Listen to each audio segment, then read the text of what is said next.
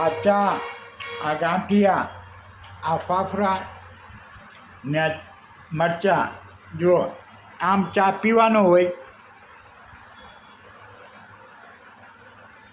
એ શું ખબર પડે? અહીંયા તેલુગુવાળાને કાંઠિયાવાળાને જ ખબર પડે.